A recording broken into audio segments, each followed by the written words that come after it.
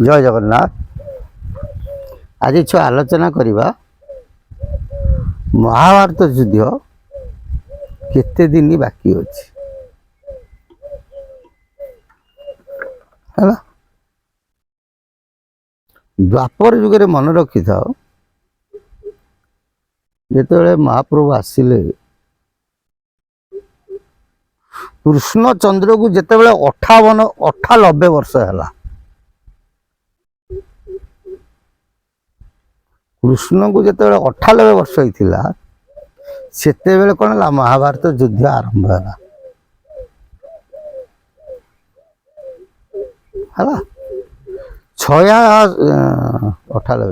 86 वर्ष कृष्ण रुक्मिणी की विवाह थे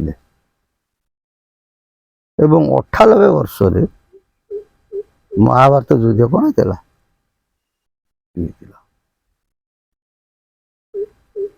महाभारत युद्ध है महाभारत युद्ध गोटे दिन सरी कथा है। कृष्ण चाहिए गोटे दिन युद्ध सरी था पुनश्च बेलाल सेन चाहिए गोटे दिन युद्ध समापन कर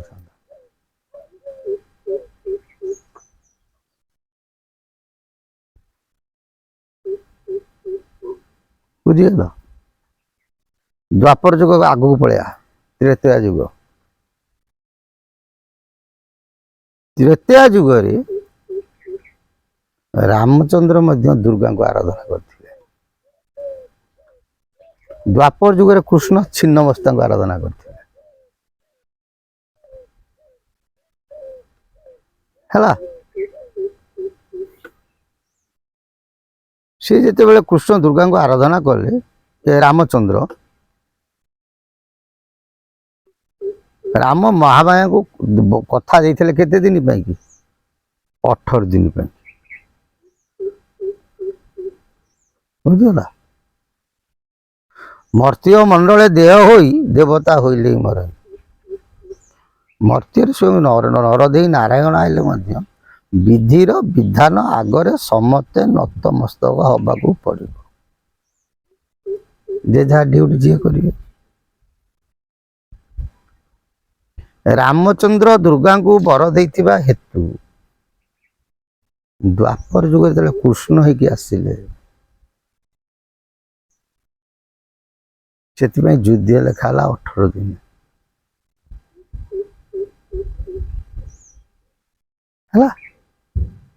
जो 18 दिन युद्ध है वास्तव मत 18 दिन युद्ध है 17 दिन ओलिए है। माने सूर्य अस्त ही नथिले ओलिए बोलते मध्याह्न है।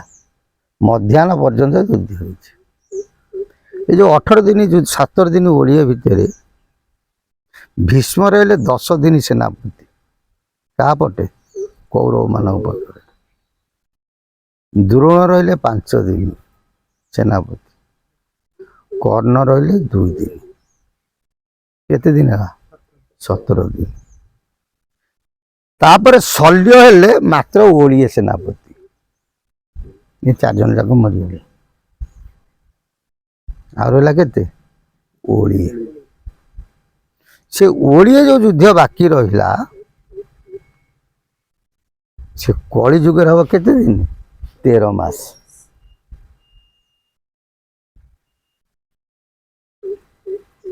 है। ये जो 13 मास युद्धटा यहाँ तुम भारत युद्ध सहित समकक्ष कर कारण आगुरी पूर्व एपिसोड आम करते जार जात सुत पांडव बंकनाथ ताबामे कंकड़ा रखियो चतुर्थ समर होइब आरंभ रुषिया हेब विमुख 49 अंक रुषिया यूक्रेन युद्ध आरंभ है से 49 अंक पुणी भारत युद्ध कथा लिखिं तहु अर्धस्थापी पंचभूत लेखी मधु मास दशमी बृहस्पति बासे गोल युद्ध एवं महीरे जानिबे नरे कली कल्याब्दिता जो 5125 हम সেই ସମୟରେ କ'ଣ ହେବ ଭାରତ ଯୁଦ୍ଧ ହେବ। କିନ୍ତୁ ମନେ ରଖିଥାଅ ଇଏ ସେ ଔଳିକ ମହାଭାରତ ଯୁଦ୍ଧ ନୁହଁ। ଇଏ ଯୁଦ୍ଧ ହେଉଛି ଅଲଗା, ସେ ଔଳିକ ଯୁଦ୍ଧ ହେଉଛି ଅଲଗା। ଏଥର କଥାଟା ବୁଝୁଥା ଭଲ ଭାବରେ। ରୁଷିଆ ୟୁକ୍ରେନ ଯୁଦ୍ଧଠୁ ଯୁଦ୍ଧ ଷ୍ଟାର୍ଟ ହେଇଛି ନା ସେ ଯୁଦ୍ଧ ସମାପନ ହେଲାଣି କି? ଏମିତି ତା ପଛକୁ ଚାଲିବ, ଇଏ ଅଲଗା ବନ୍ଦ ହବାର ନାହିଁ। କିନ୍ତୁ ନିକଟରେ ଆମ ପାଳି ମଧ୍ୟ ପଡୁଛି। ତହୁଁ ଅର୍ଦ୍ଧସ୍ଥାପି ପଞ୍ଚଭୂତ ଲେଖି ମଧୁ ମାସ ଦଶମୀରେ ବୃହସ୍ପତି ବାସେ ଗୋଳ ଯୁଦ୍ଧ ହେବ ମହିରେ ଜାଣିବେ ନରେ। ଭାରତର ଲୋକମାନେ ବା ବର୍ତ୍ତମାନ କାହାର ଚେତନା ଫେରୁନାହିଁ ଆଗକୁ କ'ଣ ଘଟିବ। ବର୍ତ୍ତମାନ ଏକମୁଖୀ ସମସ୍ତେ ଚାଲିଛନ୍ତି। କିନ୍ତୁ ମହାପୁରୁଷ ଅଚ୍ୟୁତ ଶିବକଳ୍ପ ଶାସ୍ତ୍ରରେ କୁହନ୍ତି ଏଇ ଯେଉଁ ଯୁଦ୍ଧ ହେବ ସେଇଠୁ ଭାରତୀୟ ମାନଙ୍କର ଚେତନା ପଶିବ ନା ଗୋଟେ କ'ଣ ଆଗକୁ ଘଟିବ। କିନ୍ତୁ ଭାରତ ଯୁଦ୍ଧଟା ଯେଉଁ ଓଳିଟା ବାକି ଅଛି 13 ଦିନ ହେବ ସେଇଟା ହେବ କୋଉଠି?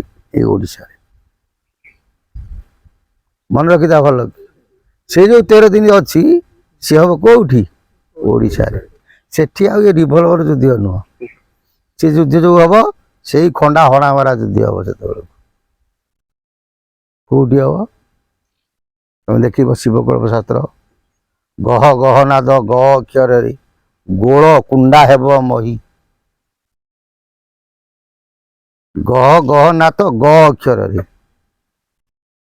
ସେ ହେଉଛି ଗୋହିରା ଟିକିରା। ଭାରତ ଯେମିତି କୁରୁକ୍ଷେତ୍ରରେ ଗୋଟେ ଯୁଦ୍ଧ ହେଇଥିଲା ଦ୍ୱାପର ଯୁଗରେ, ସେମିତି ଓଡ଼ିଶାରେ ଗୋଟେ ଆମର ଓଡ଼ିଶାରେ ହେଇଥିଲା ଗୋହିରା ଟିକିରା ଯୁଦ୍ଧ, ଯେଉଁଠି ମୁକୁନ୍ଦ ଦେବଙ୍କ ମରିଥିଲେ। ଯାଜପୁର ଗୋହିରା ଟିକିରା ବର୍ତ୍ତମାନ ଭଦ୍ରକ ଜିଲ୍ଲାରେ ସେ ଚାଲି ଯାଉଛି। ମହାପୁରୁଷ କହୁଛନ୍ତି ପୁଣି ସେଠି ଗୋଟେ ମହାଭୟଙ୍କର ଯୁଦ୍ଧ ହବ। ସେ ଯେଉଁ ଯୁଦ୍ଧଟା ହବ ସେଇଟା 13 ମାସେ ଲାଗିବ। ସେଇଟା କେବେ ହବ?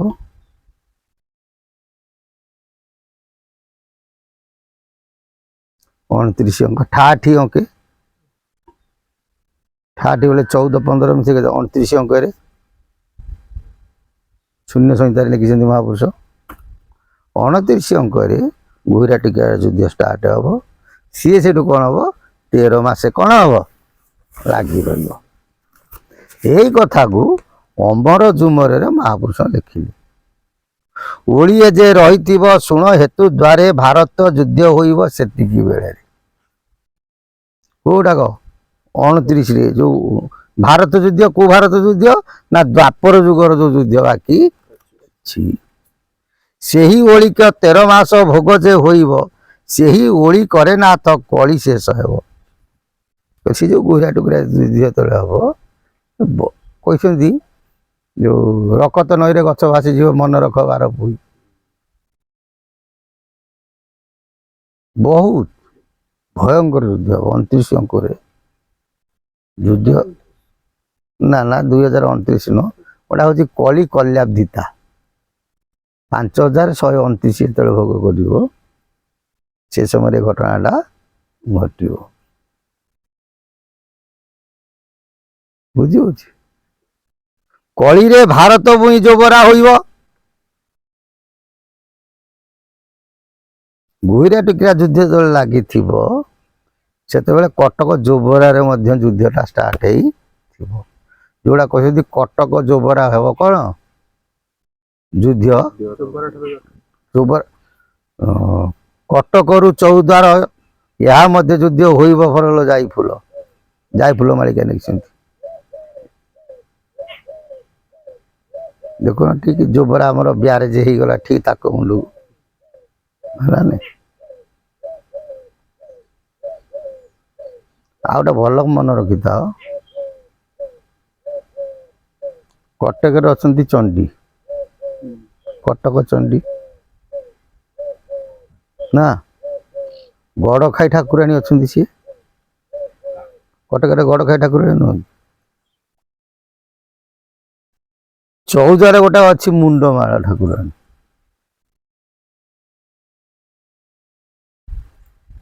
ହେଲା,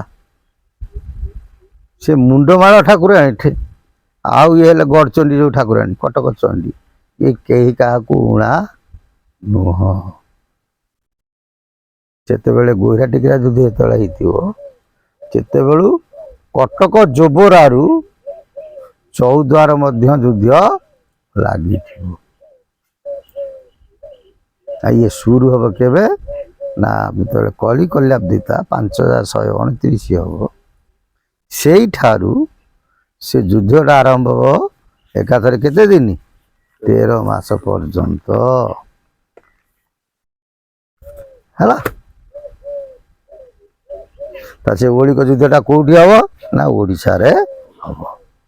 କାହିଁକି ଓଡ଼ିଶାରେ ହବ, ଅନ୍ୟ ଷ୍ଟେଟରେ କାହିଁକି ନ ହବ? ନା ସେତେବେଳେ ଓଡ଼ିଶାରେ ପ୍ରଭୁ ଜନ୍ମଗ୍ରହଣ କରିଥିବେ, ଠିକ 56 କହିଥିବ।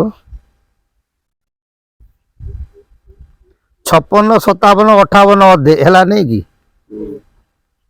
58କୁ ଶେଷ କରିଛୁ। ଠାକୁରଙ୍କର 58 ଅଙ୍କ ପରେ ଆଉ ଲେଖି ନାହାନ୍ତି।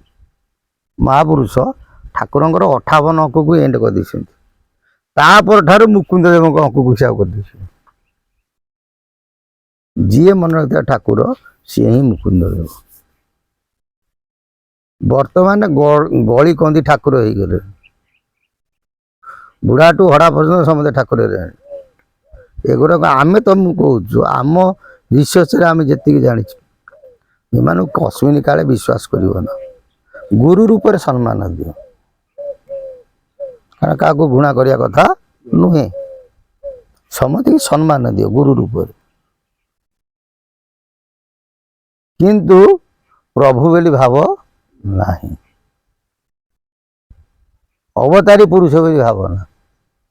ଯିଏ ଅବତାରୀ ପୁରୁଷ ହେଇଥିବ, ଠାକୁର ହୋଇବେ ଠାକୁର ରଜା, ସୁଖରେ ପାଳିବେ ମହି ପ୍ରଜା। ଥରେ କହିଛୁ, ବାରମ୍ବାର ବି କହୁଛୁ, ହାତୀ ସୁନା କଳସ ଧରି ବୁଲିବ, ଯାହା ମୁଣ୍ଡରେ ଢାଳିବ ସିଏ ହେବେ କ'ଣ ପୁରୀର ନେକ୍ସଟ ଟାଇମ ରଜା ହେବେ। ଏବଂ ତାଙ୍କ ନାଁ ବାଳ ମୁକୁନ୍ଦ ରୂପରେ କ'ଣ ବା ମୁକୁନ୍ଦ ଦେବ ରୂପରେ ନାମିତ କରାଯିବ। ବୁଝିପାରିଲେ ନା ବୁଝିପାରିଲେ? ଠାକୁର ହୋଇବେ ଠାକୁର ରଜା, ସୁଖରେ ପାଳିବେ ମହି ପ୍ରଜା। ଆଉ ଯେତେ ସବୁ ଠାକୁର ଠାକୁର ବୋଲି ବାହାରିଛନ୍ତି, ବହୁ ଆଡ଼ମ୍ବର ଲଘୁପ୍ରିୟା, କାଚ କାଚ ମଣିମଣି, କାର୍ଯ୍ୟ ବେଳେ ଜଣାଜଣି। ଜୟ ଜଗନ୍ନାଥ।